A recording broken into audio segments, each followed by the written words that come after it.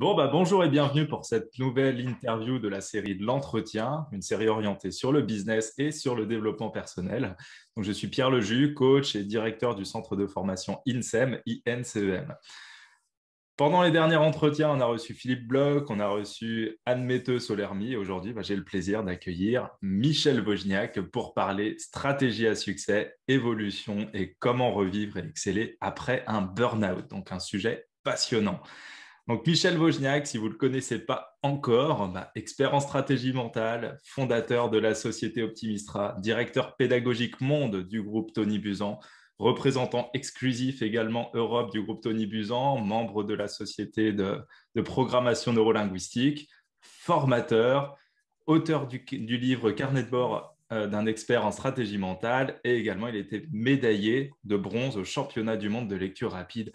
Et il y a encore tellement de choses à dire à son sujet. Je vous laisserai consulter votre CV et puis on va laisser Michel parler déjà de tout son parcours. Bonjour Michel. Bonjour Pierre, bonjour à vous. Ça me fait bien plaisir d'être là, tout en étant en isolement Covid. Donc voilà, si je coupe régulièrement le micro, c'est juste pour tousser. Voilà. Ça me fait bien plaisir d'être là.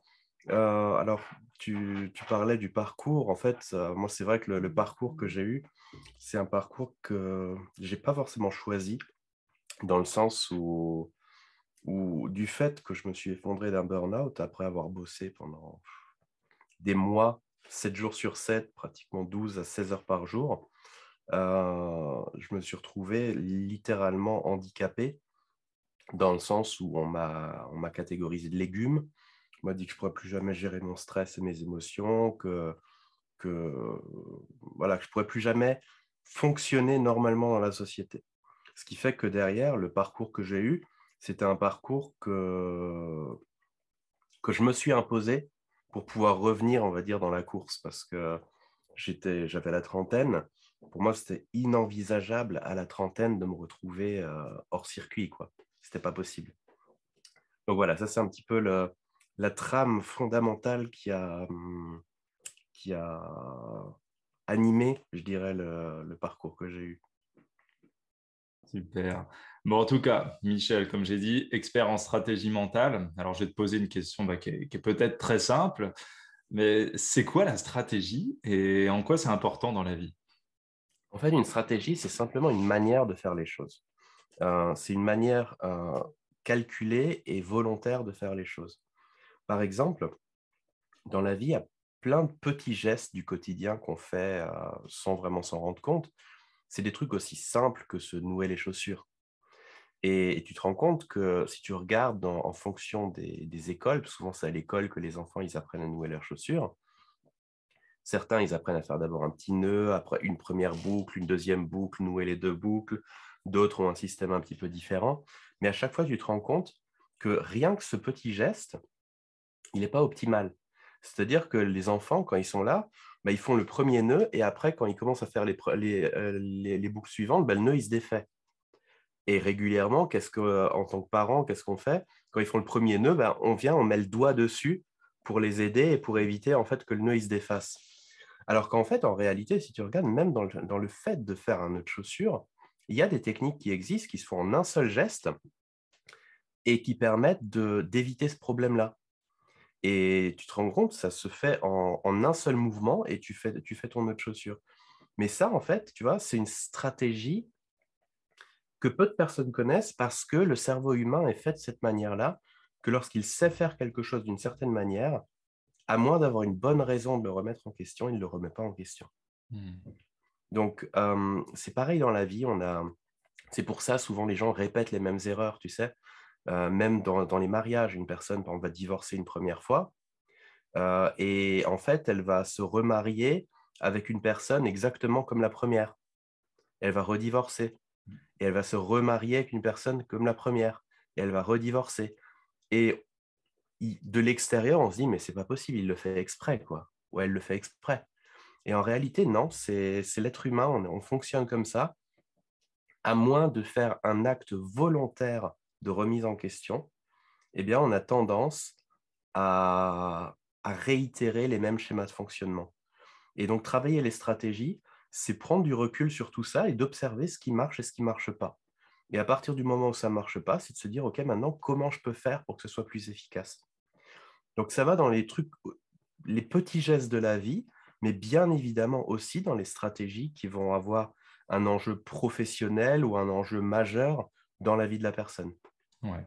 Donc, en tout cas, si j'ai bien compris, la stratégie, c'est, on a des mécanismes qui sont là de façon inconsciente, c'est de Mhm, consciemment prendre du recul pour observer comment ça se passe et mhm, pouvoir ensuite agir dessus. C'est bien ça? Et du coup, exactement. ça m'amène à la question suivante. Comment tu fais pour travailler très concrètement sur ces stratégies-là une fois que tu les as, on va dire que tu as pu prendre ce recul et avec quels outils? Alors, pour moi, l'outil ultime pour ça, c'est ce qu'on appelle la PNL, la programmation neurolinguistique. C'est quoi? Euh, je vais le définir quand même parce que malheureusement, elle a été très mal comprise et puis il y a beaucoup d'idées fausses dessus. C'est tout simplement l'art de la communication. C'est-à-dire que tout passe dans le langage. Tu te rends compte que finalement, les stratégies des gens, elles passent au travers de leur langage. Par exemple, tu regardes les personnes à plus grand succès. Ces personnes-là, d'habitude, si tu les observes de l'extérieur, est-ce que c'est plutôt des gens qui sont positives ou négatives sur la vie, vis-à-vis de la vie? Bah, plutôt positive. Super positif, Ouais. effectivement. C'est des personnes qui savent se relever, c'est des personnes qui, lorsque d'un coup, il y a une énorme tuile, ben, elles savent avoir une résilience importante. Donc, on sait que les personnes qui ont du succès, c'est des personnes qui ont un mental positif. Le truc, c'est que le positivisme en tant que tel, de vous commencer à voir la vie en positif, si tu regardes, c'est énorme, c'est extrêmement péjoratif, quoi. Si quelqu'un a une tuile et commence à dire des trucs positifs, les gens autour, ils vont commencer à dire: «Oh, bah, tu vois, comme il est superficiel», ou alors «Non, il se raconte des blagues, et cetera. Il fait un syndrome de déni, et cetera». Et le truc, c'est que, culturellement parlant, on a tellement valorisé le fait d'être mal, le fait d'être une victime, que, bah, finalement, les gens, naturellement, sont poussés ou sont tirés dans cette direction-là. Mm. Et tout ça, ça passe dans le langage. C'est-à-dire que c'est pas seulement les choses que je dis à l'extérieur, mais c'est aussi et surtout les choses que je me dis à moi-même. C'est ce qu'on appelle ce dialogue interne, ou quand il y a la bicyclette qui tourne à toute vitesse dans la tête. Tous ces mots qu'on dit, toutes ces paroles qu'on dit, tu sais, par exemple, souvent, tu entends un enfant qui fait une bêtise et puis il dit: «Oh, je suis vraiment trop nul». Et le problème, c'est qu'à force, il se conditionne. Mm. Et regarde, même en tant que parent, si un enfant, tu lui répètes une dizaine de fois: «T'es nul», il va finir par l'intégrer et à fonctionner comme un nul. Ben là, c'est exactement pareil. C'est-à-dire que plus je vais en fait me m'auto-rabaisser, démonter, et ben en fait, plus je vais être ce type de personne. Mm. Et ça, on s'en rend pas compte. Et puis, tu vois, je vois même des chefs d'entreprise qui fonctionnent comme ça, je vois même des politiques, je vois plein de gens qui fonctionnent comme ça et qui ne se rendent pas compte de l'impact. Et après, ils viennent et ils disent: «Mais oui, mais je suis bloqué dans ma vie, j'arrive pas à avancer». Donc en fait, ce que tu es en train de nous dire là, c'est que la stratégie, enfin, il y a la PNL qui permet justement de décortiquer le langage et que Mhm. rien qu'en écoutant les éléments de langage d'une personne, on peut déjà voir son système de fonctionnement et que les personnes à succès, bah, plus tu es positif, plus tu engendres, on va dire, des mécanismes positifs intérieurement inconscients et donc plus tu alimentes le succès, c'est ça? Et je parle d'un vrai positif, c'est pas juste, tu Ouais. sais, en mode Danny Boone: «Je vais bien, tout va bien». C'est pas ça, en fait, hein. C'est vraiment pas ça. C'est réussir à intégrer un point de vue différent, donc un angle de vue Mm. différent, heu, de manière naturelle dans sa propre vie. Ouais. Et ça demande du travail. Ouais, ça Ça, demande c'est du quel travail. Et mmh, surtout en France, où je me souviens Philippe Bloch, là, dans le premier entretien, qui disait nous sommes les champions du monde de la dépression et du négativisme, ouais, et qui disait que dans notre langage, hein, contrairement par exemple aux cultures plutôt hispaniques ou même anglophones, on va dire prendre un risque, alors que eux, ça va être take a chance, prendre sa chance, ouais, ou comment ça va, oh, ça va pas mal, ou oh, ça fait aller, mais qu'est-ce qu'il y a de ouais, pire que ça, quoi, on fait aller. Voilà, enfin, en tout cas, on se rend compte que involontairement, on s'ancre justement des états où on se plombe soi-même et enfin, c'est super intéressant en tout cas. ouais, C'est super ouais. intéressant. Mmh. En tout cas, enfin, par rapport à ce que tu as dit tout à l'heure, bon, déjà pour les stratégies, c'est super intéressant et puis on va y venir tout au long là, mais on sent que le burn-out, ça a quand même été une étape qui a été super importante dans ton parcours, qui a été un Ouais. élément à la fois destructeur, mais aussi fondateur, et que ça t'a permis aussi de renaître et d'exceller après. Et justement, c'est là-dessus que je voudrais te questionner maintenant, si tu es d'accord. Alors, Mhm. au lieu de donner une définition du burn-out purement protocolaire, voilà, moi je préférerais plutôt que tu nous expliques un petit peu ton expérience pour qu'on Ouais. comprenne bien de quoi il s'agit. Comment est-ce qu'on tombe dans un burn-out et comment est-ce qu'on vit un burn-out? Ben, moi, j'ai une manière de le voir qui est un peu simpliste, mais qui en même temps résume le truc. C'est qu'à la base, normalement, euh, on a un corps qui est aligné avec tout ce qui se passe à l'intérieur, avec les émotions, avec le mental. Et ce qui se passe, c'est que lorsque on se retrouve à un moment où on ignore, par exemple, le corps, au profit du reste, ça tient un temps. Et au bout d'un moment, le corps, il dit stop. Et moi, c'est exactement comme ça que je l'ai vécu, c'est-à-dire que j'ai imposé à mon corps un rythme qui était juste insupportable, c'est-à-dire de dormir 3 à 4 heures par nuit, de travailler 7 jours sur 7. Il a tenu tant qu'il a fait, tant que c'était nécessaire, il a tenu. Et c'était un projet énorme sur lequel je bossais. Et le jour où le projet a été terminé, c'est à cette minute-là, à cette seconde-là que je me suis effondré. C'est-à-dire que le corps, il a fait le job jusqu'au bout, en bon soldat. Et à un moment donné, le soldat, il a dit, OK, je quitte la bataille, quoi. Je ne peux plus. Et après, tu peux faire ce que tu veux. C'est le corps, véritablement, à ce moment-là, il te lâche. C'est-à-dire que moi, je me suis retrouvé dans des situations, moi qui étais monsieur zéro émotion, je me suis retrouvé dans des situations toutes bêtes de marcher chez moi dans le couloir, de faire tomber un stylo et de me mettre à pleurer pendant 2 heures. In- incom- Incapable de comprendre pourquoi, incapable de m'arrêter et avec une sensation de c'est la fin du monde, je vais mourir. C'est vraiment ça, quoi. C'est incontrôlable. Et le problème, c'est que c'est beaucoup plus facile de, comment dire, d'éduquer une personne qui est encore en bonne santé que de réparer une personne qui est cassée. Et ce qui fait que là, le challenge était nettement plus important pour sortir de tout ça. Donc moi, c'est un challenge que j'ai en plus voulu relever tout seul. J'ai pas voulu être aidé. Et ça, vraiment, je le recommande pas parce que faut vraiment être, comment dire, faut vraiment avoir les ressources pour pouvoir gérer ça, ce genre de truc tout seul. Mais, mais ce qui s'est passé, c'est que bah, j'ai eu la chance à ce moment-là d'avoir déjà été formé à plein d'approches thérapeutiques. Je m'étais déjà formé un peu à l'hypnose, je m'étais déjà formé à des techniques de travail sur les émotions. Et c'est ça peut-être qui a été salvateur, c'est que du jour au lendemain, je me suis dit, OK, maintenant, si avant j'investissais 12 heures par jour au travail, là, je vais investir 12 heures par jour pour réparer ce que j'ai cassé, quoi. Et du matin au soir, je ne faisais que ça. Enfin, tu vois, par rapport à une personne qui irait voir un thérapeute ou un praticien, littéralement, j'étais 12 heures chez mon thérapeute qui était moi-même, quoi. Et ça m'a obligé à prendre énormément de recul sur moi. Et surtout, ça a changé ma perception sur les choses. Parce que la première réaction, et c'est celle qu'on nous recommande à chaque fois, c'est on dit bah, porte plainte contre la boîte. Parce que quand tu as fait un burn-out, c'est généralement qu'on t'a imposé trop de travail, etc. Et il a suffi de 1 à 2 journées que je prenne du recul pour me rendre compte qu'en réalité, ce n'était pas la boîte la responsable. Parce que dans mon équipe, j'étais le seul à avoir fait un burn-out. Donc, ce n'était pas ce qu'on me demandait qui était trop haut, c'est toutes comment dire, les contraintes complémentaires que moi-même j'apportais.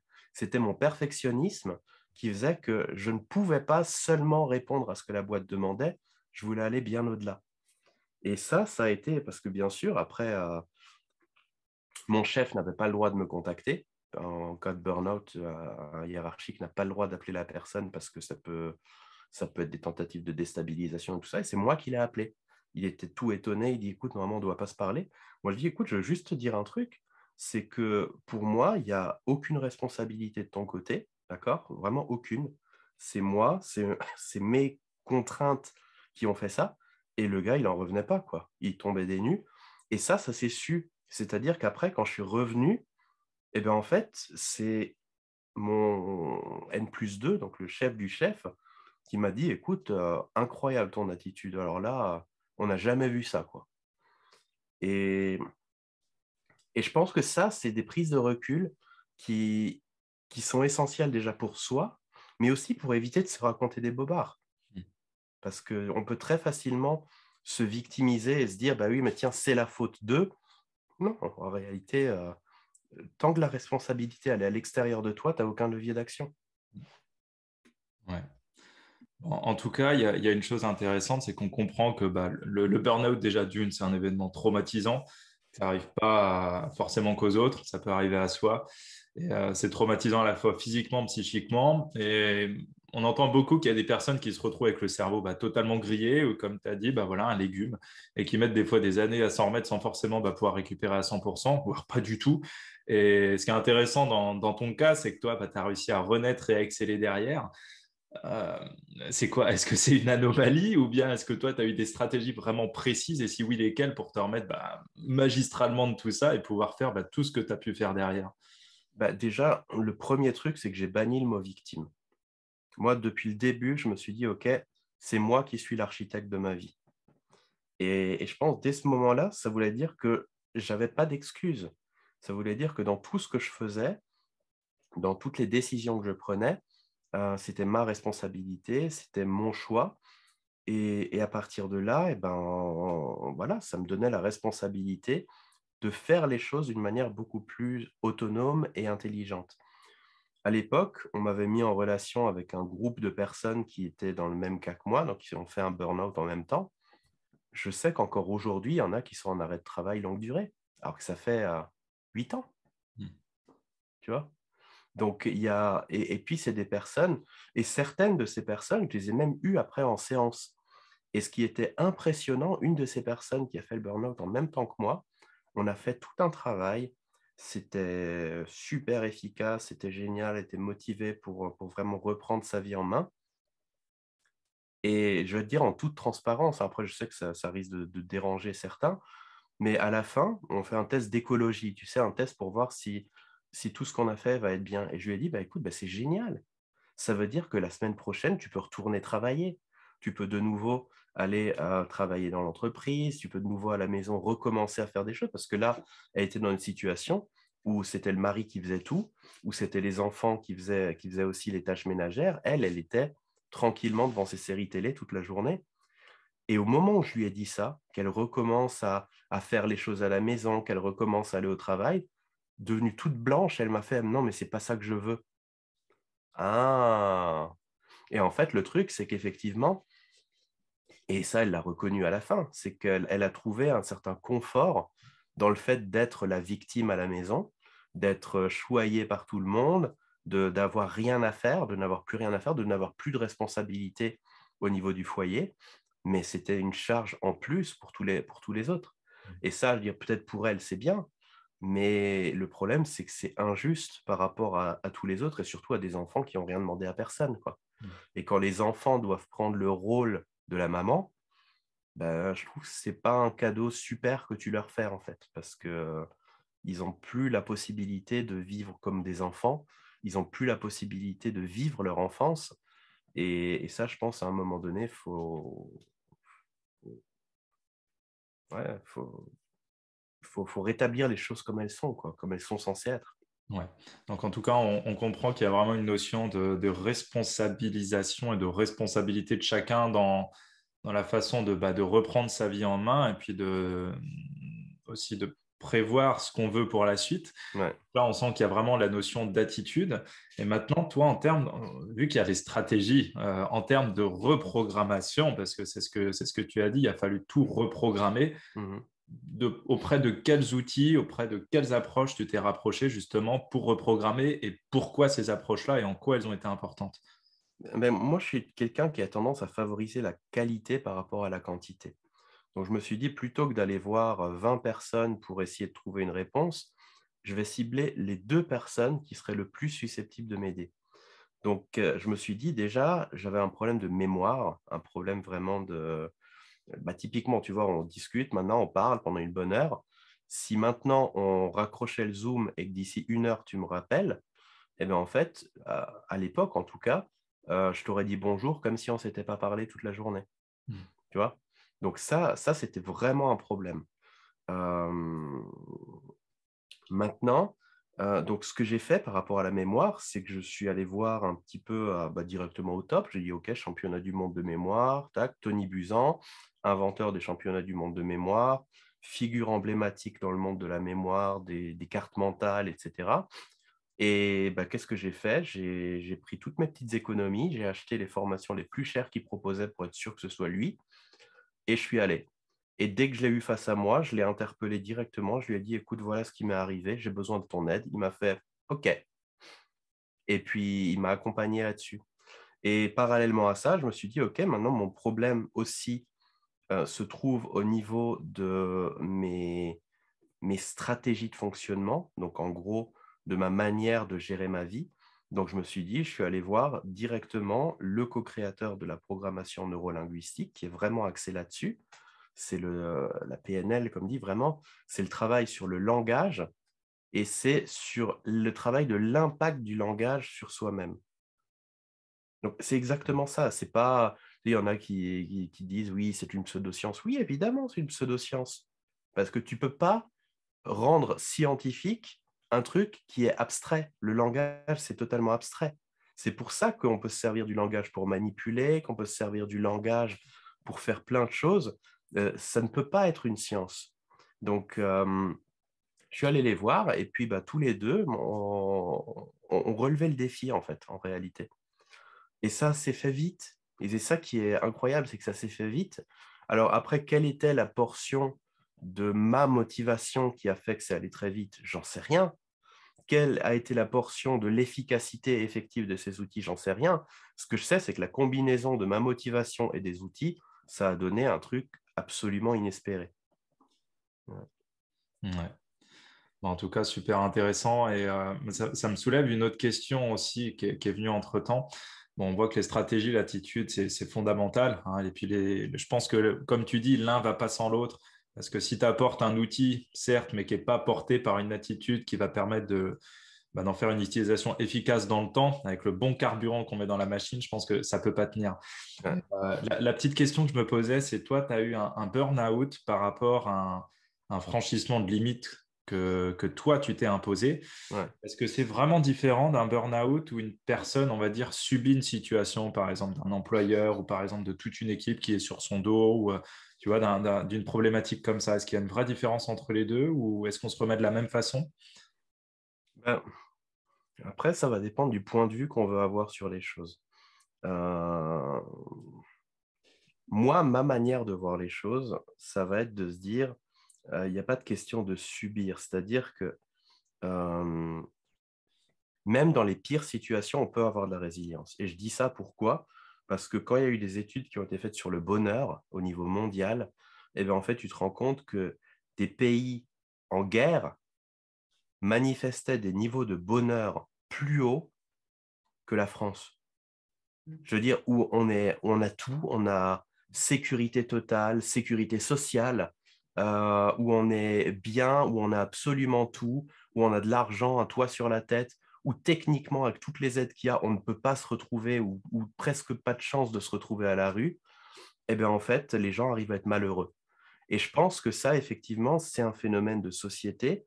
Et je pense que même dans les entreprises, bien sûr, je pense que dans tout métier, dans toute entreprise, tu peux prendre un point de vue de dire c'est horrible, je suis au bout du bout, c'est terrible, etc.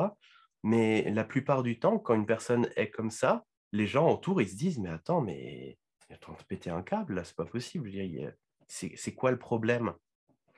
Donc, je pense que bien souvent, et je pense en l'honneur de toutes ces personnes qui sont dans des pays en guerre et qui vivent des trucs atroces et qui arrivent à être heureuses, je pense que nous, on a une responsabilité d'apprécier ce qu'on a. Mm. Et ça, c'est aussi un truc fondamental.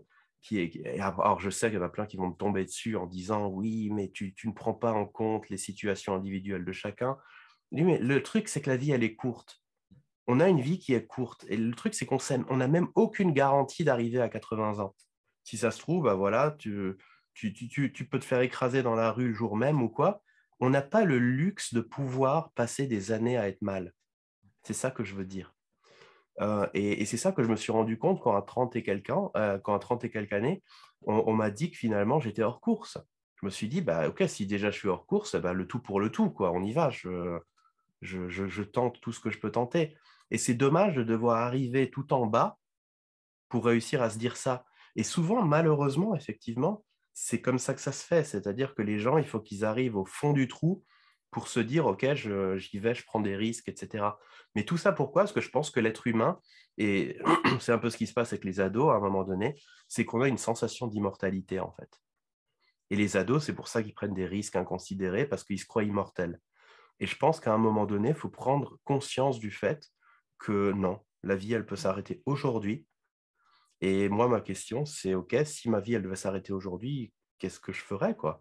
Alors, je sais, de nouveau, il y en a que ça va déranger. Ils vont dire, oui, mais avoir un mode de fonctionnement comme ça, c'est horrible. Je me dis, ben non, pas du tout. En gros, c'est comment utiliser au mieux le temps qui est à ta disposition, sachant que tu ne sais pas quel est le montant de ce temps-là, quelle est la valeur de ce temps-là.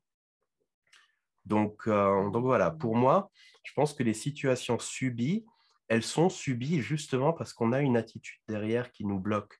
Et moi, je l'ai vu dans les équipes où j'ai travaillé, il y avait des personnes qui étaient extrêmement critiques tout le temps, qui étaient constamment en train de juger ce qui se passe, de critiquer le chef, etc. Ils étaient malheureux comme tout. Mais le métier en lui-même était passionnant. Moi, j'adorais. Et je ne comprenais pas comment il pouvait tout voir en noir. Un jour, je lui ai dit, écoute, si tu n'es pas content ici, mais démissionne, va ailleurs. Et tu te rends compte qu'il est rempli de peur. Ah ben non, non, non, j'ai besoin du salaire. Il dit, mais dans ces cas, pourquoi tu n'apprends pas à apprécier ce que tu as, quoi? Je veux dire, il y a tellement de gens qui aimeraient avoir ton poste et toi, tu es juste là en train de te plaindre. Et ça, c'est une notion d'attitude. Et l'attitude, en fait, pour moi, l'outil ultime pour la travailler, c'est la PNL. Ouais. Mais quand je dis la PNL, c'est vraiment la PNL à la source. Parce qu'il y a beaucoup de manières d'apprendre la PNL où on voit ça juste comme une boîte à outils. Mm. Et si tu vois ça comme une boîte à outils, ça ne va pas venir travailler ton attitude. Ouais. Ça va avoir une efficacité moyenne et au final, ben, ça ne répond pas finalement à ce que l'outil est censé apporter. Ouais. En tout cas, c'est vraiment super ce que tu dis. Et puis moi, j'aime bien la petite phrase de Tony Robbins qui synthétise un petit peu tout ça et je trouve qu'il prend tout son sens. C'est où va ton regard, va ton énergie. Et c'est ça Ouais. aussi qui programme un petit peu ta façon de voir les choses. C'est que si tu te focalises sur du noir ou comme les gens qui se disent oh, j'ai la poisse, bah forcément, tu vas avoir la poisse. La crotte de chien sur le trottoir, tu vas marcher dedans. La porte, tu vas te la prendre. Alors Mhm. que les personnes qui focalisent justement sur tout ce qui va bien, sur les opportunités, eh ben, elles se rendent compte qu'en fin de compte, après, on peut faire plein de parallèles, la loi de l'attraction, tout un tas de choses. On se rend compte que les personnes qui se mettent dans un état d'esprit positif, ils voient les opportunités au lieu de voir les problèmes. Et moi, je dis toujours, on a envie d'aller vers les personnes qui sont positives, qui sont heureuses, qui dégagent une bonne énergie. Et les personnes qui tirent la gueule, bah, on n'a pas Ouais. envie parce que c'est chiant, quoi. Et on n'a pas envie de se nourrir de ça. Donc, c'est vraiment incarner ce qu'on Ouais. veut, incarner qui on veut être, et puis le vivre au quotidien. Et justement, et ça, il y a une raison biologique à ça. C'est ce qu'on appelle le système d'activation réticulaire. C'est une découverte qui est assez récente quand même. C'est en fait un système au niveau de notre cerveau qui focalise notre attention sur ce qui est important pour nous. C'est ce système-là qui fait que quand une femme devient enceinte, d'un coup, elle voit des femmes enceintes partout autour d'elle. C'est pas qu'avant, elles n'étaient pas là, ces femmes enceintes-là. C'est juste que comme le thème enceinte n'était pas un thème important, eh ben en fait, le cerveau filtrait l'information et ne la voyait pas. Moi, je l'ai eu quand on devait acheter une voiture. On s'est dit, on va acheter une couleur qui est peu utilisée. Et puis, pour la revente, on s'est dit, ça va être plus facile. On a pris une Citroën C3 bleu Lucia. Voilà. Et en fait, du moment où on a signé le contrat, on en voyait partout. Partout, partout, partout, partout. Et avant, on ne les voyait pas. On s'est dit, mais c'est pas possible, là, c'est un complot, quoi. Là, typiquement, c'était typiquement la thèse complotiste, là. On s'est dit, impossible, quoi. Ils les ont toutes cachées et d'un coup, là, ils les ont sorties. Non, c'est le système d'activation réticulaire. Donc, si tu as un fonctionnement interne qui est négatif, tu vas voir tout le négatif autour de toi. Tu sais, c'est comme ces gâcheurs de plaisir, là, où tu les invites en vacances quelque part. C'est la grand-mère que tu invites en vacances. Tu l'amènes dans les Caraïbes, dans les endroits les plus magnifiques. Elle entre dans la chambre et premier truc qu'elle voit, c'est qu'il y a une toile d'araignée sur le plafond, quoi. C'est-à-dire, tu l'envoies à un des plus beaux endroits de la planète et elle arrive à être pas contente parce qu'il y a une petite toile d'araignée à côté d'une poutre au niveau du plafond. Et il y a des gens comme ça, effectivement, et tu te rends compte à quel point ces conditionnements peuvent avoir un impact incroyable sur la vie des gens. Mm. Incroyable et délétère. Ouais. Et c'est pour ça que quand on dit on est la somme des 5 personnes que l'on côtoie le plus, c'est Ouais. assez important de travailler déjà sur soi, de savoir ce que l'on veut, et en fonction de ça aussi de savoir de qui on veut s'entourer, parce que derrière, voilà, ça génère, ces 5 personnes-là vont générer 5 d'autres personnes de qualité, etc. Puis on fait grandir un cercle. Enfin, j'aime bien ces notions-là. Ouais. Et c'est vrai que ça peut paraître abstrait. Moi, comme je dis, le développement personnel, il est ingrat parce qu'il est intangible. Mais Mhm. quand on commence à y goûter, quand on commence vraiment à vivre pleinement les choses qui nous inspirent, là, on se rend compte qu'il y a plein de choses qui se débloquent. En tout cas, très rapidement, on comprend déjà que le burn-out, comme tu l'as dit, c'est un effondrement, enfin, qui est dû à un franchissement excessif de nos propres limites. En quelques mots, avec du recul de ton expérience, selon toi, où se situent les points de vigilance à pas franchir pour ne pas tomber dans le burn-out et comment les repérer? Généralement, ce qu'on dit, c'est que soi-même, on ne peut pas vraiment les voir. Par contre, l'entourage, il le voit. Et moi, l'entourage m'a souvent prévenu. Moi, on m'a souvent dit, écoute, Michel, il faut que tu te reposes un peu, quoi. Tu peux pas travailler 7 jours sur 7. Tu peux pas même te réveiller la nuit et puis te connecter et puis commencer à travailler parce que, soi-disant, tu n'arrives pas à dormir et que, tu vois, on m'a alerté. Ça faisait déjà des mois qu'on m'alertait. Mais le problème, c'est que je n'écoutais pas. Donc, pour moi, le truc de vigilance, c'est de se dire, OK, si moi, je ne suis pas en mesure de voir le truc venir, eh bien, en fait, faut que je fasse un peu plus confiance à mon entourage. Et le problème, c'est que lorsque quelqu'un me disait, mais tu travailles trop, moi, directement, la réaction que j'avais, c'est une réaction de colère. Je disais, non, mais tu comprends pas, il y a un enjeu qui est énorme. Mm. Et là, aujourd'hui, avec du recul, je me dis, mais purée, qu'est-ce que je pouvais être con, littéralement. Parce que l'enjeu réel, c'était que j'étais en train de me détruire physiquement. Mm. D'accord? Donc, en quoi est-ce que l'enjeu d'une entreprise peut prévaloir sur l'enjeu de ma propre vie, en fait? Et c'est ça qu'on fait. C'est ça qu'on fait en réalité. Mm. Et c'est là où je Donc, voulais te questionner, parce que c'est vrai qu'il n'y a rien de plus important que soi, mais bon, je pense que c'est pas toujours facile des fois de sortir la tête du guidon, parce que parfois ça vient justement toucher, je pense, certaines valeurs, ou ça vient nourrir des mécanismes inconscients. Donc, comme tu disais, ouais. enfin, moralité, la PNL et tous ces outils-là permettent justement mais toujours aussi écouter le regard extérieur. En tout cas, voilà, en quelques mots, qu'est-ce que tu aimerais dire à toutes ces personnes qui sont dans une situation où elles se trouvent proches du burn-out actuellement ou des personnes qui ont déjà vécu un burn-out? Je dirais à toute personne déjà, c'est d'être un peu proactive. C'est-à-dire de se dire, euh, ça peut arriver à tout le monde déjà. Et la plupart des gens qui ont fait un burn-out, ils ont dit, mais je pensais jamais que ça m'arriverait à moi. D'accord? Tu sais, c'est comme les gagnants du loto, quoi, je pense, hein. Ils espèrent, quelquefois ils espèrent pour le loto, mais ils disent, mais je pensais pas que ça m'arriverait à moi. Et là, c'est pareil. La plupart des gens, pourquoi? Parce que avant le burn-out, moi, j'étais en pleine possession de mes moyens. Pourquoi? Parce que le corps aussi, quand tu le pousses à sa limite, tu sais, c'est un peu comme quand tu as une course. Je sais pas, moi, tu arrives à 400 mètres de la ligne d'arrivée, même si tu es complètement détruit, t'en peux plus, tu es foutu, tu vois qu'il reste que 400 mètres, eh ben, tu vas mettre un regain d'énergie où tu vois même dans certaines courses où la personne, elle fait une performance sur ces 400 derniers mètres qui est juste incroyable, alors que la personne, dès qu'elle franchit la ligne, elle tombe par terre, elle s'effondre, elle perd connaissance, tu vois. Donc, je pense que c'est pour ça qu'on ne peut pas se rendre compte. On ne peut pas se rendre compte que c'est en train de partir en live. Donc, pour moi, le truc, c'est d'anticiper.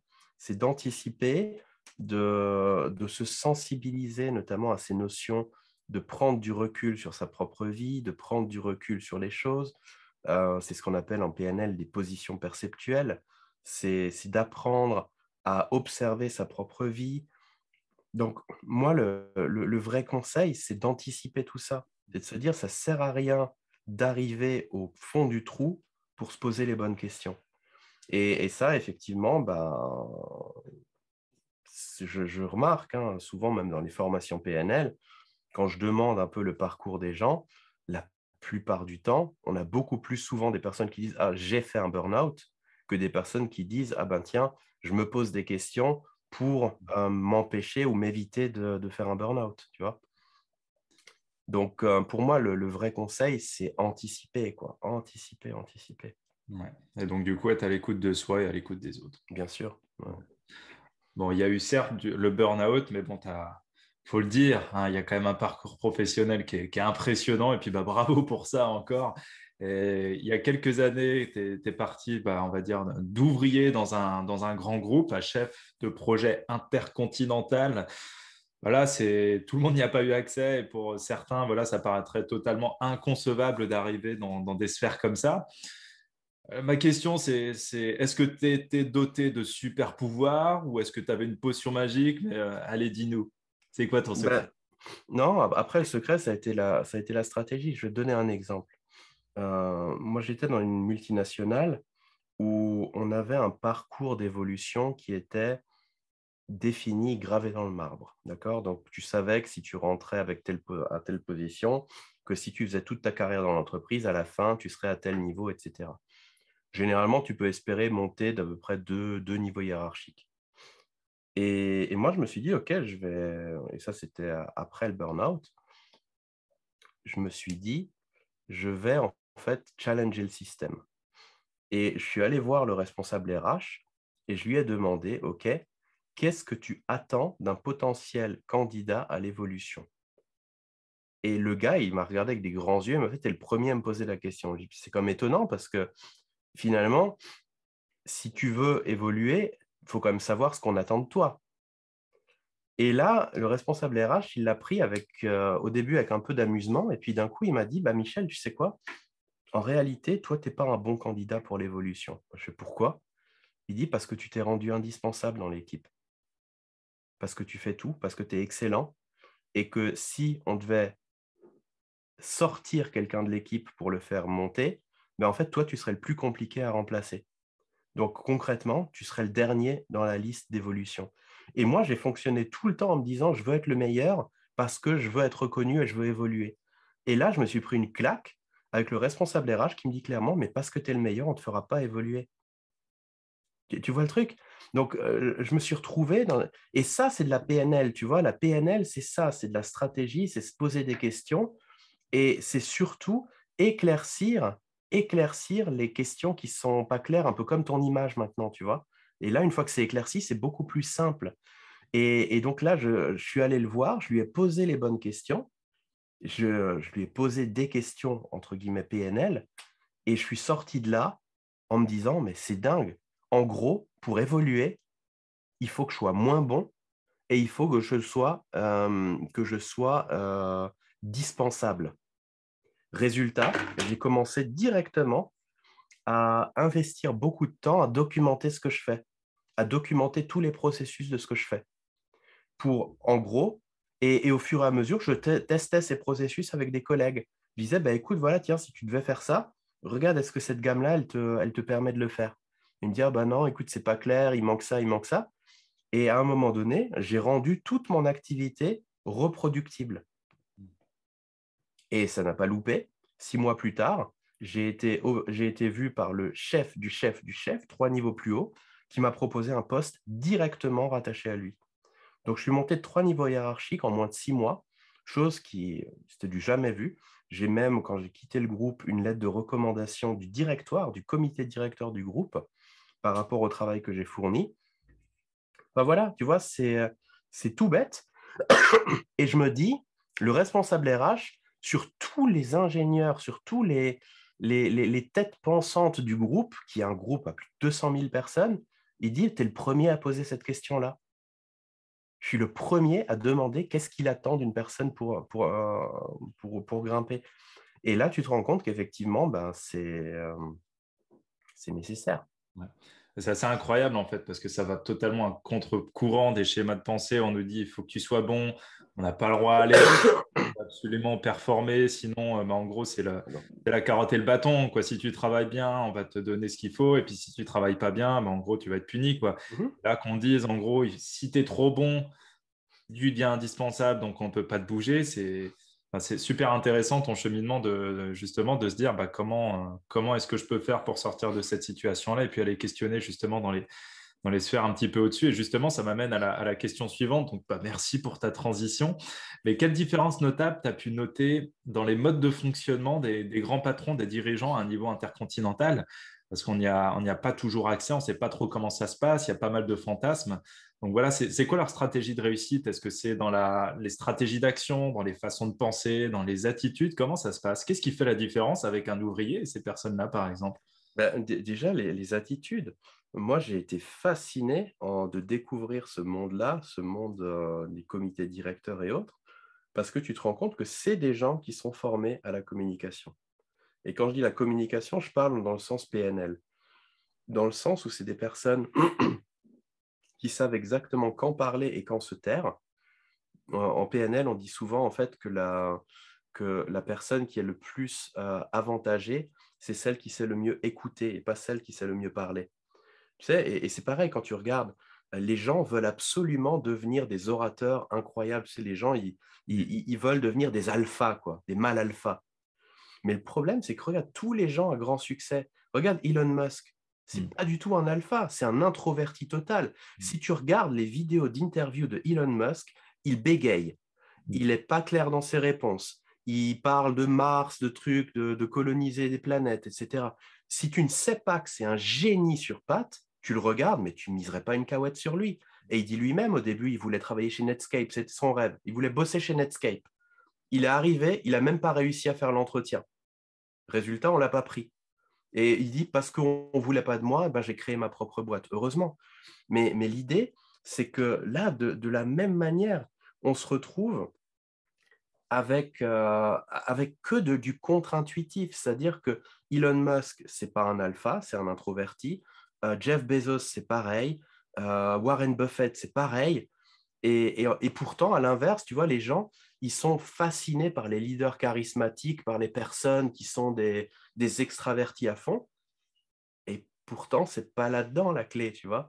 Et je pense que les chefs d'entreprise, les dirigeants, aujourd'hui, je travaille aussi avec des politiques, des chefs d'entreprise, tu te rends compte que ceux qui vraiment réussissent, c'est des personnes qui sont beaucoup dans l'introversion, c'est-à-dire qui se connaissent et se comprennent à fond, qui ont réussi à suffisamment maîtriser leur mode de fonctionnement pour faire baisser leur niveau d'ego au point où ils arrivent à écouter les autres sans devoir montrer leur propre connaissance, parce que finalement, on le sait, hein, la connaissance, c'est comme la confiture, moins on en a, plus on l'étale.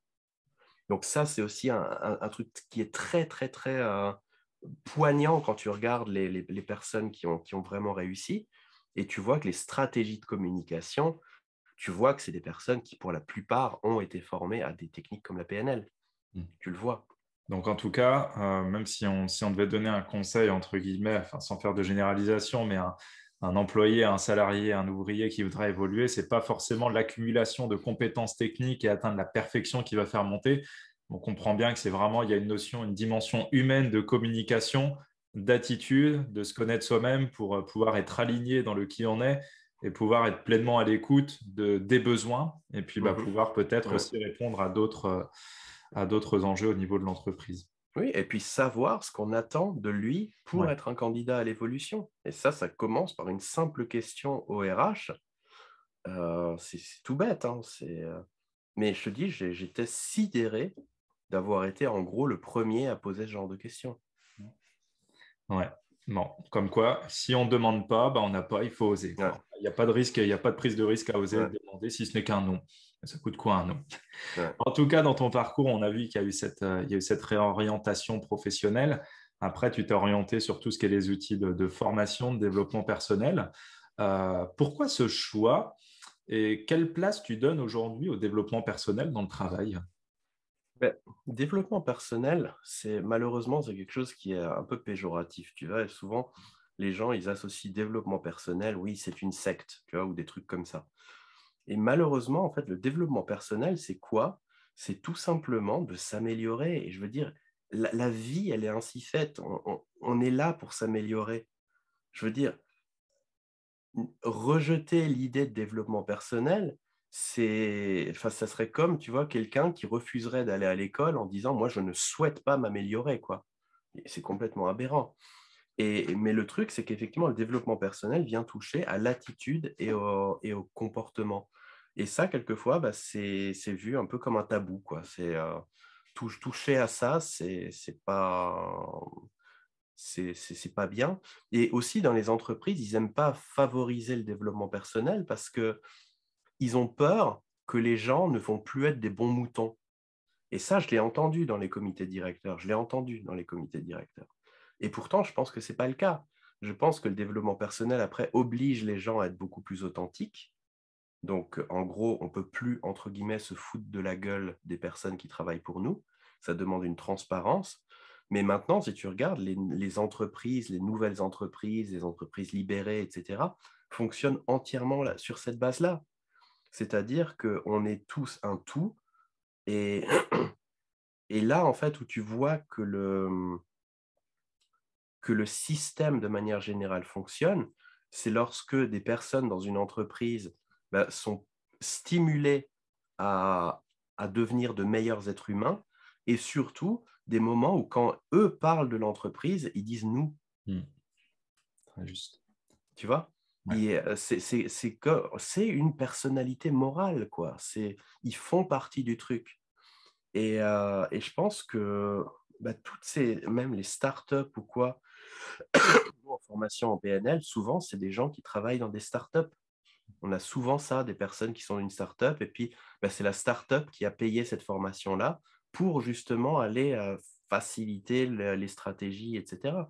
Donc, ouais, je pense que ça a une place importante, mais il y a quand même encore un sacré travail de fond à faire dans les grosses boîtes pour que cette notion de développement personnel perde ses connotations Mm. et que ça devienne en fait tout simplement un cheminement normal, quoi. Ouais. En tout cas, c'est intéressant ce que tu dis parce que ça rejoint ma vision de voir les choses et c'est ce que j'annonce en coaching. C'est qu'on peut travailler sur le technique, c'est bien, mais si on ne se satisfait pas soi-même, derrière, tout ce qu'on va faire, ça ne va pas être durable dans le temps. Et je pense que c'est Ouais. valable aussi dans l'entreprise. Et le côté bon bouton, certes, ça peut être entre guillemets un confort, mais nos boutons, s'ils sont pas bien, bah, au bout d'un moment, ils vont se barrer, quoi, tout Mhm. simplement. Et moi, dans ma vision des choses, quand on observe un petit peu ce qui se passe, quand on voit la crise existentielle, la quête de sens, entre guillemets, les anciennes générations, je veux dire par rapport à moi, hein, mais les anciennes Ouais. générations qui se posent ces questions-là, les nouvelles générations qui n'arrivent pas trop toujours à rentrer dans ce moule, parce qu'il y a un moule qui ne convient pas et ce n'est pas ça qu'ils cherchent. Je pense vraiment que l'entreprise de demain a le devoir, et je mets bien le mot, le devoir de satisfaire aussi les besoins personnels de la personne et lui Ouais. permettre d'évoluer justement pour qu'elle puisse se sentir bien, pour conserver les talents, pour les fidéliser, en faire des ambassadeurs, mais pour aussi lui permettre de se transcender encore 2 fois plus rapidement au niveau professionnel. Donc voilà, moi je pense que c'est vraiment essentiel dans l'entreprise de Mhm. demain. En tous les cas, je voulais revenir aussi sur un point. Donc, encore une fois, tu as eu l'occasion d'accompagner, comme tu l'as dit, des sportifs, des chefs d'entreprise, des personnalités. On a vu qu'il y avait un dénominateur commun chez eux qui était l'attitude, qui était le langage. Est-ce que le développement personnel aussi, ça en fait partie? Et est-ce que tu aurais, allez, une petite anecdote sympa à nous partager? Ouais, le grand dénominateur commun, c'est l'attitude. Et peut-être, ouais, une anecdote, c'était sympa. Quand j'étais aux États-Unis, donc à une formation un PNL Bandler, à un moment donné, moi j'étais assistant, donc je travaillais dans l'équipe d'assistants de Richard Bandler, donc j'assistais les participants. Et à un moment donné, je vois une personne qui était tout le temps entourée de tout un groupe, et puis je demande qui c'est. Il m'a dit, tu le dis à personne, mais c'est le ministre de l'Éducation de Malaisie. Et puis, il y a tout son staff, il y a le secrétaire d'État, il y a sa femme, il y a tout le monde. Et il dit, mais surtout, voilà, faut les laisser tranquilles, faut pas les embêter, quoi. Et moi, je me suis dit, OK, je ne peux pas laisser passer cette opportunité-là. Et résultat, qu'est-ce que j'ai fait? Je suis allé vers la personne, donc vers le ministre directement, et j'ai commencé en fait à parler avec sa femme. J'ai commencé à discuter un peu de tout, de rien, etc. Et à un moment donné, euh, je lui ai dit, écoutez, voilà, je voudrais vraiment faire une interview avec vous. Est-ce que ça serait OK? Là, tout de suite, le secrétaire d'État qui dit, ah non, vous ne pouvez pas parce que vous êtes sur terrain étranger et ça doit être fait par un journaliste officiel, etc. Et là, je vois le gars qui avait l'air d'aimer, tu vois, mon attitude un petit peu transparente, ouverte et naturelle. Et je le vois en train de froncer un sourcil et il regarde sa femme qui lui fait un signe oui de la tête et lui dit à son secrétaire d'État, mais dites-moi, est-ce que en cas de situation d'urgence, est-ce qu'il n'y a pas une exception à cette règle au niveau législatif? Et là, le secrétaire d'État, il dit oui, effectivement, en cas de situation d'urgence, cette règle peut ne pas être appliquée. Et là, il commence à sourire et me regarde, il fait, alors on va dire que c'est une situation d'urgence. Et le soir même, j'ai fait une interview avec lui. Et le gars a été d'une gentillesse incroyable déjà. Et le pire, on a fait l'interview. Elle a duré à peu près 15 minutes. Je vais pour arrêter l'enregistrement. Et là, j'ai la sensation que le micro n'a pas marché. Je suis devenu mais blanc. Imagine le truc, quoi. Blanc, blanc, blanc. Et là, je me retourne, il me voit. Alors, en plus, on était tout seul. Normalement, il est toujours accompagné. Là, il a dit à tout le monde, vous dégagez. Et là, il me dit, mais qu'est-ce qui se passe? J'ai dit, mais je pense qu'il n'y a pas eu le son. Je suis vraiment désolé, quoi. Et là, c'est lui qui a été d'une attitude incroyable. Il fait, oh non, mais Michel, il n'y a pas de problème. Ma femme, elle est partie faire le shopping. Ça va durer des heures. J'ai tout le temps. Et comme ça, on aura fait un préchauffage. Allez, mets le micro, vérifie que tout marche et on relance. Et on a tout refait et en réalité, le son était bon déjà le premier coup. Donc, j'ai 2 interviews avec lui. Mais là, tu vois que l'attitude, il aurait pu me prendre de haut en disant, mais vous êtes vraiment un incapable, vous m'avez fait perdre mon temps. Non, pas du tout. Et ça, je pense, tu vois, c'est le reflet. Et il était en formation PNL et tout son staff, il a obligé tout son staff à se former à la PNL, tu vois. Donc, pour moi, ça a été le reflet de me dire, waouh, ok, là, effectivement, on est sur quelqu'un qui a développé une attitude et c'est ce que je vois avec, de manière générale, des anecdotes comme ça, j'en ai plein. Voilà. Bon, super. Mais en tout cas, super intéressant tout ce que tu nous as dit maintenant avec le recul de toutes ces expériences.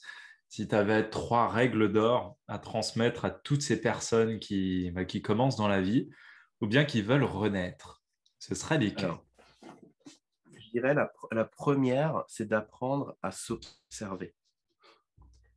Tu vois, d'apprendre régulièrement à prendre du recul, à regarder ma vie et et à la commenter ou à l'observer un peu comme si j'étais observateur extérieur. Ça, c'est déjà le premier truc. Le deuxième, je dirais, c'est de se remettre régulièrement en question. Pourquoi? Parce qu'on sait que notre cerveau ne remet pas ses stratégies en question à moins que tu en aies une bonne raison. Et je dis dans les petites choses de la vie, moi je parle de ce truc de faire les lacets par exemple. On me dit oui, mais ça c'est trivial. Je dis oui, mais le problème, c'est qu'il faut commencer par des choses triviales. Et moi je dis, si tu es capable dans une année de faire un changement trivial dans ta vie tous les jours, et qu'à la fin de ton année, tu as fait 365 changements triviaux, ça devient beaucoup plus facile de faire un changement important. Et les gens, quelquefois, ils ont tendance à se dire, bah tiens, allez, je vais directement faire un changement Big Bang, alors qu'ils n'ont pas l'expérience des petits changements. Donc moi, je dis souvent aux gens, assure-toi tous les jours de remettre un truc en question. Ça peut être l'itinéraire avec lequel tu vas travailler. Ça peut être même un jour de te dire, bah tiens, aujourd'hui, je vais essayer d'écrire avec ma main gauche, juste pour voir.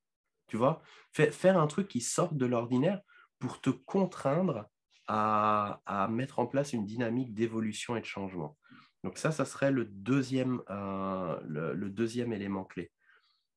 Et le troisième, je dirais, ça serait d'accepter la critique. Parce que ce qui, moi, m'a poussé au burn-out, c'est que on m'a alerté. Mais moi, je le prenais comme une critique et donc je le rejetais en bloc. Quand on me disait tu travailles trop, moi j'entendais c'est une critique, c'est pas bien, tu travailles trop, t'es à côté de la plaque, etc. Donc apprendre vraiment à accepter la critique et à l'entendre. Pas forcément à l'accepter dans le sens de faire quelque chose derrière, mais de savoir l'entendre. Tu vois. Ouais. Et je pense avec ça, déjà, il y a bien moyen déjà d'éviter beaucoup de situations difficiles. Ouais. En tout cas, c'est intéressant parce que ça rejoint un peu la citation d'Einstein, je ne l'ai plus exactement en tête, mais qui dit on ne peut pas résoudre un problème avec le même schéma de pensée qui l'a engendré. Donc, Évidemment. d'où, encore une fois, on en revient toujours à cette capacité de prendre du recul et de devenir, comme tu l'as dit, observateur de sa propre vie et profiter de tous les regards extérieurs qui nous entourent pour regarder Ouais. dans le rétroviseur et faire un bilan, comme on ferait un bilan financier pour une entreprise ou un bilan quand on fait une thérapie, etc., pour voir où ça pêche, Ouais. où ça pourrait être amélioré et de se dire en pleine conscience, est-ce que je veux garder, est-ce que je veux modifier, est-ce que je veux améliorer ou est-ce que je veux faire totalement quelque chose de différent Ouais. pour arriver à cet alignement et à quelque chose qui nous convienne pleinement et qui soit en accord avec nos projets. Mm. Bon, en tout cas, Ouais. j'aurais une multitude de questions encore à te poser, Michel, parce que c'est passionnant, mais là, je te propose un petit jeu. Tu es d'accord avec ça? Ok, vas-y. Alors, je sais, tu sais pas à quoi t'attendre. J'ai la même réaction à chaque fois, mais tu vas voir, il n'y a pas de questions pièges. OK? Alors, ce sera des réponses très courtes, Ok. normalement. Allez, plutôt thé ou café? Café. Sport ou méditation? Méditation. Si tu étais un élément, Euh, L'eau. si tu étais un super pouvoir, Euh, Changer le monde. OK? Si tu devais te résumer en un seul mot, Changement. une devise qui te caractérise. Euh, j'ai décidé d'être heureux parce que c'est bon pour la santé. Voltaire. Super. Tes trois plus grandes forces. Adaptabilité. hum, Volonté et obstination. Si tu avais un secret à partager, ce serait lequel? Euh, hmm, J'adore ne rien faire. Ça marche. S'il y avait un regret dans ta vie. Peut-être le regret de ne pas avoir découvert tout ça plus tôt. Mhm. Si tu étais un animal, tu serais lequel? Et pourquoi?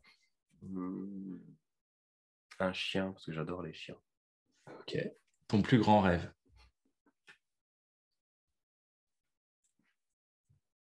Laisser une trace. Ok. Une personne que tu admires et que tu aimerais rencontrer ou que tu aurais aimé rencontrer. Et pourquoi? Jean-Jacques Goldman. Pourquoi? Créativité. Créativité totale.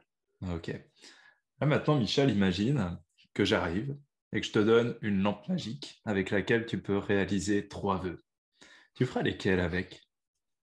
Alors, le premier, ça serait de pouvoir en réaliser 100 autres. Non, je rigole. La Ah, ça, stratégie. ça, c'est le truc. Ça, c'est le piège qu'on essaie toujours de faire. Non, trois vœux. Euh,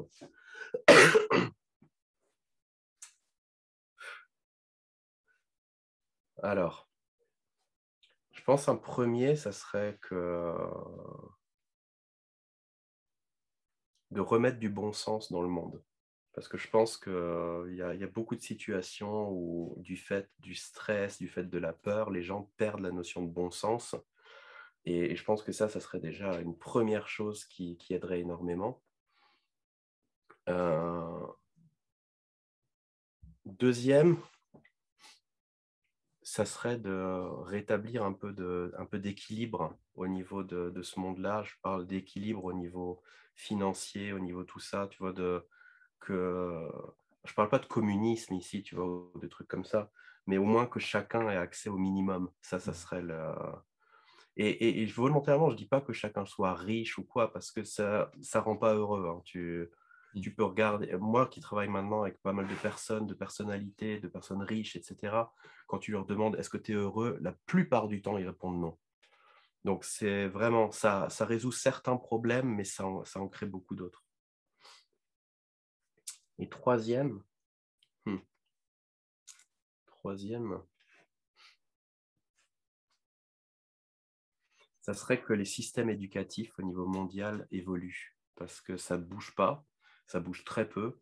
Les seuls qui évoluent, c'est les systèmes qui sont les meilleurs, c'est la Finlande, c'est Singapour. Et malheureusement, les systèmes où on n'est pas bon, eh ben, ils restent pas bons, quoi. Et ça, je pense que c'est tout l'avenir de l'humanité qui en dépend. Donc, je dirais oui, ça. Bien. Bon, bah, merci, Michel. Une petite dernière question avant de nous quitter. On parlait tout à l'heure de regarder dans le rétroviseur, de prendre du recul. On a pris pas mal de recul sur ton parcours et sur tout ce que tu as pu traverser. Là, du côté un petit peu plus peut-être personnel, qui était le jeune Michel avant et qui est Michel aujourd'hui et quels grands enseignements tu as retenus qui font que bah, tu en es là aujourd'hui? Alors, le jeune Michel, c'est quelqu'un qui, à un très jeune âge, a développé des allergies, de l'asthme et compagnie, a été gavé de cortisone, a pris à peu près 12 kilos en un mois et avec une pente assez violente. Et les enfants sont très cruels.